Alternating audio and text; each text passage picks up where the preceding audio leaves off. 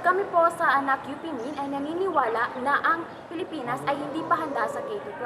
Ito ay sa kadahilan ng kulang na kulang tayo sa pasilidad. Kulang tayo sa mga paaralan at mga classrooms. Ang mga materyales na kakailanganin din sa pag-aaral, kagaya ng mga libro, ay kulang din. Ang mga guro na kailangan sa ating pag-aaral ay usually nag-abroad na po dahil mas mataas po ang offer ng mga sweldo doon. Sa mga ganitong rason, naniniwala po kami na ang Pilipinas ay hindi pa handa sa K-12.